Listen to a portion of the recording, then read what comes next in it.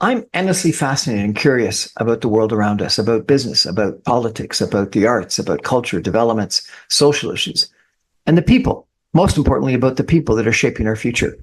Every night, I get the opportunity to have conversations, to dive into conversations with thought leaders, with change makers, entrepreneurs, politicians, and everyday heroes who unpack the ideas and stories that I think matter to all of us. What's the future of our economy? What's the future of our country? How do we build stronger communities? What can we learn from music, theater, sports, politics, the arts? How does policy shape our real lives? What does leadership look like, real leadership in today's environment?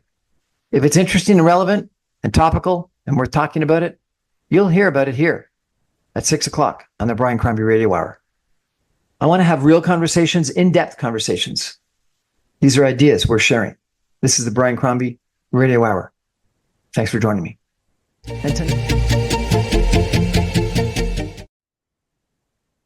Good evening, everyone, and welcome to the Brian Crombie Radio Hour. I've got Eric Guntermann with us tonight. He is the founder and chief data scientist of a company by the name of Empirical Intelligence. And he's just launched this company that is doing some really interesting polling, surveys, research, etc., about a whole bunch of different things, but political attitudes and else otherwise in Canada.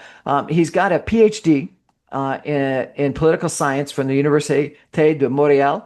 He's got a master's degree in political science, and he's one of these nerds that's incredibly well educated, very knowledgeable, and has done some really interesting research. Eric, welcome to the show. Thanks for having me. It's great to be here. My pleasure. So let's start at the top. You did some research recently on our new Prime Minister, Mark Carney. What are you finding, sir? Yeah, that's really interesting. Well, I mean, first of all, Canadians see him as being different from his predecessor, Justin Trudeau. I asked Canadians how, I mean, one of the simplest questions is a left-right scale of ideology from 0 means far left, 10 means far right. So it was a 0 to 10 scale. And I found that Canadians on average placed Justin Trudeau at 3. They placed Mark Carney at 4. So clearly they see Carney as being a bit more centrist. And Canadians place themselves in the center around 5. So they see Carney as being pretty close to him. Justin Trudeau was a bit far to the left for most Canadians, but Carney is clearly seen as being more centrist, which is where Canadians are. And is that working for him, do you think? It seems to be. I mean, his popularity has dropped a bit over the past few months, which is normal because most new governments, most new prime ministers have a honeymoon period after they're elected, and for a few months they're very popular. But he's still quite popular. It's just gone down by a few points for the past few months. You actually did another research that I thought was kind of interesting, that the vast majority of Americans have no idea who he is. Well, you can interpret those results in different ways. I was actually expecting fewer Americans to know who he is. So I asked a sample of Americans with a partner in the US, Verisight, a polling firm there. Some questions, actually also some questions with Ipsos about the Canadians' knowledge of, Americans' knowledge of Canadian politics. In particular, I asked them about the Canadian Prime Minister, who he is. And I expected a very small number of Americans to know who the Prime Minister of Canada is. I gave them 4 options: Mark Carney, Justin Trudeau, Doug Ford, and François Legault. I thought a lot of Americans would still think that Justin Trudeau was Prime Minister. 38% were able to identify Mark Carney as being Prime Minister. That's, I don't know, depending on your interpretation, it's a lot less than the majority. I thought it'd be more like 20% actually. So I thought it was slightly higher than I expected. But yeah, clearly a majority of Americans don't know who the Prime Minister is. 60% don't know who he is. 21% thought it was still Justin Trudeau, which is a little lower than I expected, but still it's high. I mean, it shows that there's 21% of people who haven't been following the news over the past few months. I was surprised that more people thought François Legault was Prime Minister than they thought Doug Ford was. What do you think of that? Well, I mean, it was a tiny number. It was only, if I remember correctly, it was 1% for Doug Ford and 2% for François Legault. Twice as much.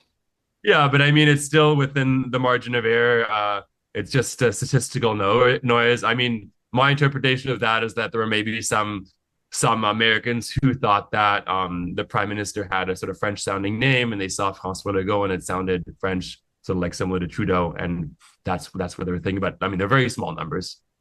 You also did some interesting research and wrote an article about Republicans versus Democrats and their attitude toward whether trade with Canada is a net positive or a negative. Can you tell us about that, please? Yeah, well, I asked a question first. I mean, I first asked the same question in Canada about whether, because this is something Trump's been saying over the past year or so, that Canada is being very unfair with the U.S. That Canada is yeah, basically being unfair in trade with the U.S. And so I asked Canadians that question first in April, and I asked Canadians whether they agreed or disagreed with that, and I found that an overwhelming majority of Canadians agreed that Canada is treating the U.S. fairly. So almost no one in Canada agrees that Canada is unfair with the US. I asked the same question in the US and in May, and I found that most Americans agree that Canada is treating the US fairly. But there's a huge divide. Democrats view Canada in the same way Canadians do. Democrats overwhelmingly say Canada is treating the US fairly. Republicans, on the other hand, they're much less clear on that. It's not that Republicans think that Canada is treating the US fairly. There are some, but Republicans' views tend to be less clear on the issue. So there's clearly a partisan divide where Democrats clearly think Canada is treating the US fairly. Republicans aren't so sure. And it looks like they're torn between my interpretation of that is that they really do think Canada's, is a nice country. We're treating the US fairly, but they are following cues from their president who's saying that Canada is ripping the US off, and they feel like they should at least show some support for that when answering these questions. Historically, I would have thought Republicans were more free traders. Yeah. How do you explain your current result? It almost appears like Democrats are more free traders and Republicans are more, at least, if not, protectionist, at least confused about the issue. Well, that's an interesting point, is that with Trump, everything changed. Trump coming out against free trade and against the U.S. trading partners like Canada when he first became president in 2016, it sort of changed the whole political dynamic where, and one thing we know is that people tend to follow cues from their party's leaders. In this case, Trump. A lot of Republicans have to adjust their opinions to reflect what their president is saying, and especially in a context of high polarization, there's a lot of that going on. And so it changed the whole political dynamic where suddenly now Republicans are against trade because that's what Trump's saying. So it's interesting that you do, at least you maybe you don't do it directly, but you look at a bunch of things in regards to the United States and their attitudes toward Canada. Why? Well, at this time, it's a fundamental thing. It's a fundamental issue this year with Trump. It is really important to do polling on the issues that matter to our lives, to our economy. And that's such a fundamental thing now. I think we all need to be concerned about that. And we really need to care what Canadians think about the US and what Americans think about Canada as well. You published a post looking at someone else's research, but that you were going through it, and you said that Trudeau, even though people thought was incredibly unpopular, he was less unpopular than Trump was. And you said that 75% of Canadians dislike Trump, but only 45% dislike Trudeau. And amount conservatives, though, you found that it's the opposite. 79% dislike Trudeau and 57% dislike Trump. So that the Conservative Party and their attitude toward Trump is very different than the Canadian population in aggregate.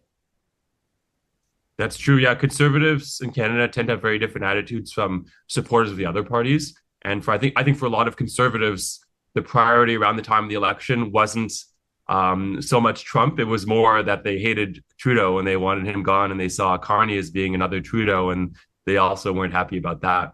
So I think they had a very different perspective on what was going on in the last election. So did they like Trump, or did they like Trump's policies, or his policies even then were negative toward Canada? Why would they have voted for someone? Why would they like someone that seems to be against Canada, that called Canada to be the 51st state, called for tariffs against Canada, et cetera?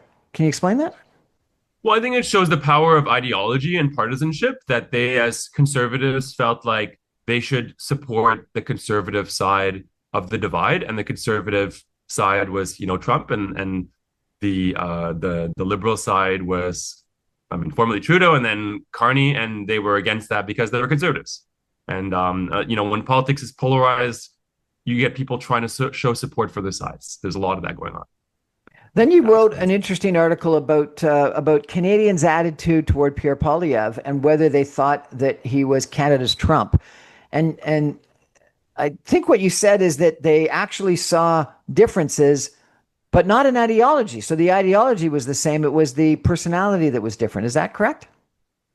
Yeah, well, what's interesting is that I asked Canadians to place the different leaders that I mentioned earlier, the ideology scale from 0 to 10, and I found that Canadians' placements of Poilievre and of Trump, I asked about Trump as well, were actually quite similar. I mentioned earlier that they could distinguish Carney from Trudeau, but the distinction they made between Poilievre and Trump was actually very small. So they saw them as being very similar ideology. But I also asked a lot of other questions.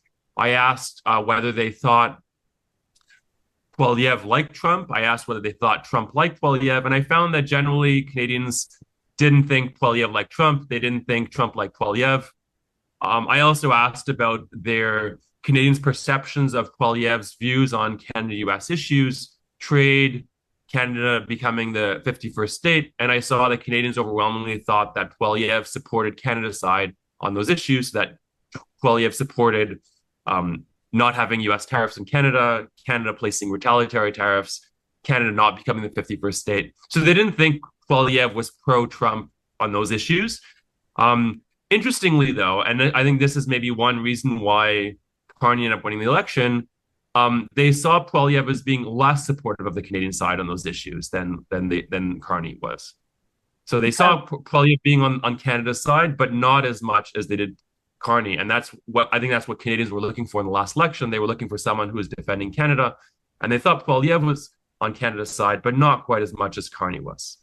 You found that Canadians were very supportive of retaliatory tariffs, but yet of late, Carney has backed off on retaliatory tariffs. Do you think he's making the right decision or going against what Canadians want? Well, I haven't asked about that question more recently, so probably in that case, my guess is that Canadians still support them, maybe slightly less, just because the threat of tariffs. I guess we've sort of gotten used to it, although there have been some specific sectoral tariffs placed even recently, I think 2 days ago. So my sense is that Canadians are probably slightly less supportive of them. I think the motivation for removing them is more economic, that there are high costs in the Canadian economy. They affect Canadian consumers, Canadian companies that have to buy raw materials from the US and things like that. But yeah, probably it is a policy that was not supported by removing the count tariffs. Is probably a policy that Canadians did not support. That's my sense. Eric, I really enjoy reading your posts and your articles. Thank you very much for this. We're going to take a break for some messages and come back with a couple of questions about why research is important and how he does it. Stay with us, everyone. Back in 2 minutes.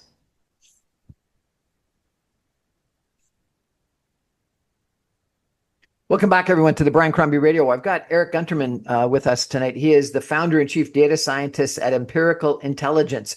It's a polling research company that he's launched.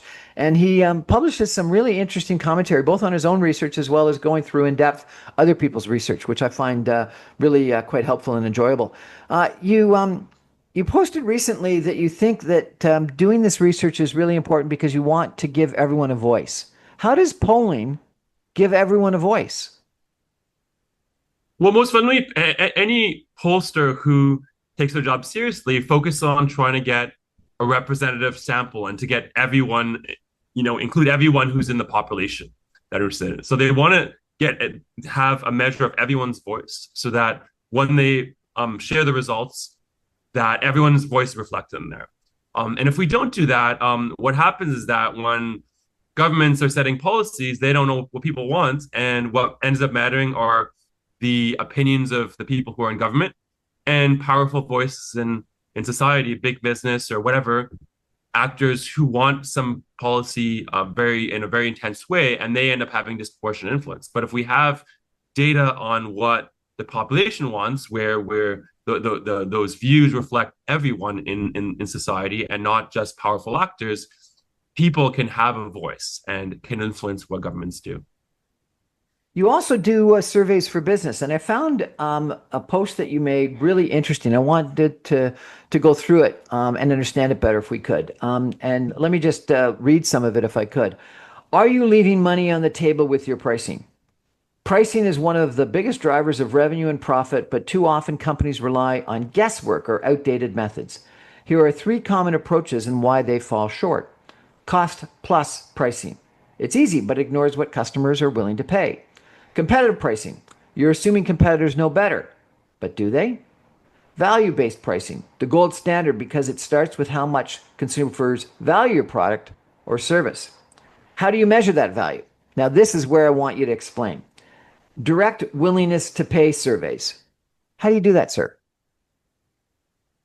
Well, so what I do is I run experimental surveys called conjoint analysis, which is a way of putting people through choice experiments where they pick one from different products and you see what types of products they tend to buy. So with what features and also at what price. So you see what price the consumers are willing to buy different products at. Okay, what is conjoint analysis? It's a kind of choice experiment where you put people through choice exercises where you ask them to pretend they're buying a product and you give them different choices and you observe those choices and you do this what in a focus group online it's done online. Telephone what through online surveys. Then you said another way is something called a Van Westendorp price sensitivity analysis. What the blank is a Van Westendorp price sensitivity analysis? That's another kind of survey analysis where people are basically asked about how they feel about different prices and whether it's too high, too low. It is not the ideal way of doing it because people often don't really have attitudes towards prices that reflect what they'd be willing to pay. So it isn't a great way of doing it. And then you say you could do a Garber-Granger demand curve. What's a Garber-Granger demand curve? It's sort of a similar type of method where you ask people about their willingness to pay different prices. What I prefer to do is have people go through these choice experiments. We can actually let people choose what kind of products they want, and then you can observe their behavior, and that's much more helpful to businesses. And I think for the consumers themselves, because it allows them to go through their purchasing decisions on their own as they would if they were in a store or online. So in my experience, it's not just price that's the key. It's the attributes of a product that are key. Can you do that through your conjoint analysis as well? Let me give you an example. In the condo development business right now, people are really trying to struggle to figure out what consumers want, and price is unquestionably one of the key aspects. But the size of the unit, because we had this big trend to very small units that now people are calling dog crates, has been prevalent over the last couple of years, and now people are thinking about bigger. People were thinking about studios versus one bedrooms. Now people are talking about how we need 2 and 3 bedrooms. People are asking about the number of fixtures or pieces that you need in a washroom. How do you do that and do that relative to the price? Because as you want more, your cost goes up. Yeah, so content analysis allows consumers to go through those trade-offs. So it shows people products or services that include various different features. So could be the size of let's say in the case of a condo, the size, the number of bedrooms, whatever else is included. And then they will be shown at different prices. And so people can pick the one they prefer out of all the different options they're shown, and allows us to learn about what people want, how much they're willing to pay, and also what features they want out of whatever the product or service is. And one of the huge advantages of that, I mean, what I mentioned earlier, the advantage of polling in general for government is that it allows everyone's voice to be heard. The same thing is true of as consumers. It allows everyone as a consumer's voice to be heard so that businesses can supply what people want. And that's really important. If we didn't have that kind of data on consumers, companies would have to guess and they would be producing things that people don't want. So I was intrigued when I read your article about conjoint analysis and pricing for companies. If you can do it in politics on policies. And I was thinking about this sort of major projects office that has been talked about recently, where I think a lot of people would probably initially say they're in support of a major project office.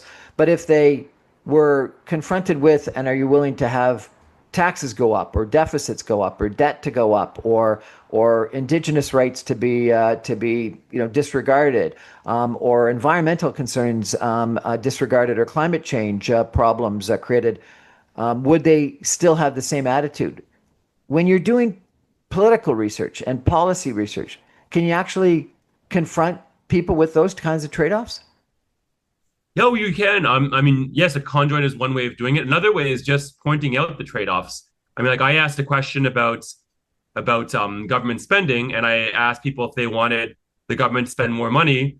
And if you don't mention that requires raising taxes, people are just gonna say, yes, that sounds great. The government should spend a lot more money. But then if you mention, oh, well, that means your taxes are going to have to go up, people are much less willing to spend more money. I mean, the reverse is also true. If you ask about lowering taxes, people say, oh, that's great. But then when you point out, well, that means you're going to get less in terms of government services, whatever people value, support for lowering taxes a lot lower. So yes, we do see those trade-offs as well when we ask questions about policy like that. Well, it's like that joke that you've seen in the United States about people desperately wanting tax decreases, and reductions in deficits, but then they say, "But keep your hands off my Social Security." Exactly. Yeah. So let me ask you a couple of questions about polling. Do people lie? I'm sure sometimes they do.